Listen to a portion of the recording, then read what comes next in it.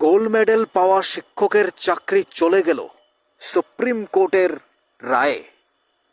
রাজ্য সরকার অর্থাৎ পশ্চিমবঙ্গ সরকার দুর্নীতির কতটা সীমারেখা ক্রস করেছে, কতটা দুর্নীতি করেছে তার স্পষ্ট উদাহরণ তো এখানেই।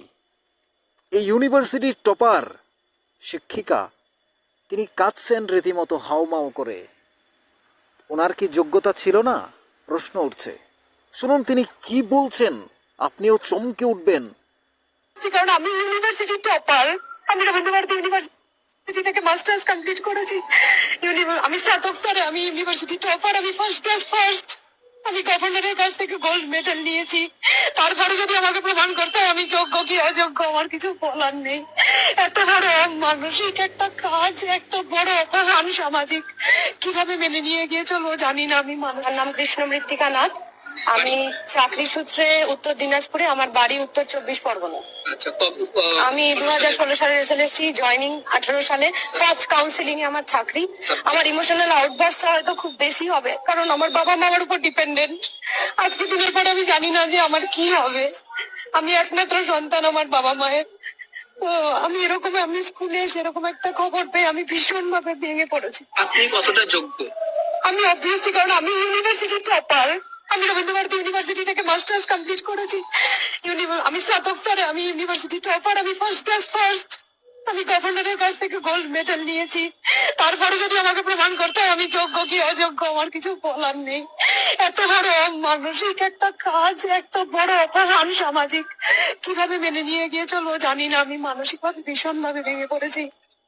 এরপরে যদি আমাকে প্রমাণ করতে হয় আমি যোগ্য কি অযোগ্য, যেখানে আমি একজন গভর্নরের কাছ থেকে আমি স্নাতক স্তরে ফার্স্ট ক্লাস ফার্স্ট হওয়ার জন্য গোল্ড মেডেল নিয়েছি, তারপরে যদি আমার যোগ্য অযোগ্য প্রমাণ করার জন্য রাস্তায় এসে দাঁড়াতে হয়, তার থেকে লজ্জাজনক কিচ্ছু হয় না। এর থেকে সুপ্রিম কোর্ট পারলে আমাদেরকে মৃত্যুদণ্ড দিক, এটা মেনে নেওয়া যায় না। গাফিলতিটা কোথায় বলে মনে হয়? আর কি বলবো, সবটাই আপনারা জানেন, কেন এই প্রশ্ন করছেন? আর কিছু বলবার আছে? কারা বেছে দিতে পারে যে কে যোগ্য কে অযোগ্য? সেটা তো একমাত্র পারে রাজ্য সরকার এবং এসএসসি। আর কি বলার থাকতে পারে? আমি কিভাবে প্রমাণ দেবো? 7 বছর আগে আমার কি কোনোভাবে ফিরে যাওয়া সম্ভব? 7 বছর আগে যে ছেলেটা মাধ্যমিকে ফার্স্ট হয়েছিল সে কি আজকে 7 বছর পরে পরীক্ষা দিলে মাধ্যমিকে ফার্স্ট হতে পারবে? সেটা কি সম্ভব? শুনলেন এই শিক্ষিকার কান্না, এই শিক্ষিকার বক্তব্য। 7 বছর আগে গোল্ড মেডেল পেয়েছিলেন রবীন্দ্রভারতী ইউনিভার্সিটি থেকে গভর্নরের হাত ধরে। এই মানুষটাকে চাকরি দেওয়া হয়েছিল, চাকরি হয়েছিল, এই মহিলাটি চাকরি পেয়েছিলেন নিখুঁতভাবে। কিন্তু বাকি কিছু অযোগ্য, অপদার্থ, সরকারের ব্যর্থতা, দায়িত্বশীলতার অভাব, যারা বলতেন যে ত্রিপুরায় এসে বড় বড় কথা বলতেন ত্রিপুরায় 10,000 চাকরি চলে গেছে, দেখুন সেখানে কি করছে। এখন পশ্চিমবঙ্গের নিজের রাজ্যে 26,000 চাকরি চলে গেছে। কোটি কোটি টাকার মামলা, যেখানে শিক্ষামন্ত্রী জেলে আছে। লজ্জা করে না এই মুখ্যমন্ত্রী? তারপরেও কি করে টিকে আছে? এই সমস্ত মানুষগুলো টিকে থাকে কি করে সরকারে? যাদের যোগ্যতা নেই, লজ্জা নেই, কিছু নেই, বাকি এই ছেলে মেয়েগুলোকে রাস্তায় ছেড়ে দিয়েছে। এখন এই মানুষগুলো কি করবে? এই শিক্ষক শিক্ষিকারা কি করবে? ওনারা কি করবে? ঠিক আমাদের রাজ্যের 10,323-এর পরিণতি। এখন কি অন্যান্য ছাত্রছাত্রীদের সাথে পরীক্ষা দিলে ওনারা কি ফার্স্ট ক্লাস পাবে? ওনারা কি চাকরি পাবে? এক একজন 7 বছর 8 বছর 10 বছর চাকরি করার পর এখন কোনোভাবেই সম্ভব?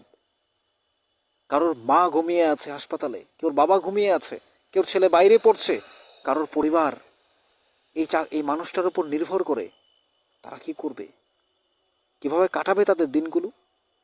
সরকারের ব্যর্থতায় একেবারে রাস্তায় নেমেছে 26,000 মানুষের জীবন। শুধু 26,000 নয়, তার সঙ্গে জড়িয়ে আছে লক্ষ লক্ষ মানুষের জীবন জীবিকা, খাদ্য, বস্ত্র, বাসস্থান।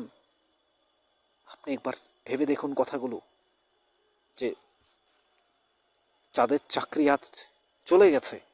সুপ্রিম কোর্টের সঠিক রায় ছিল, হাইকোর্ট তো বলেই দিয়েছিল যে যোগ্যদের বাছাই করার জন্য, কিন্তু সরকার তাদের ওই পার্টির অশিক্ষিত অপদার্থদের বাঁচানোর জন্য এই মানুষগুলোর চাকরিটা চলে যায়।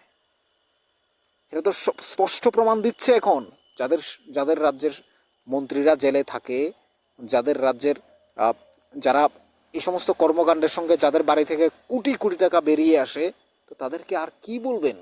0 পেলে চাকরি পায়, 100 পেলে চাকরি পায় না। তো এই সমস্ত রাজ্যে কি করে উন্নতি হবে? এই সমস্ত রাজ্যের ছেলেমেয়েরা কি করে?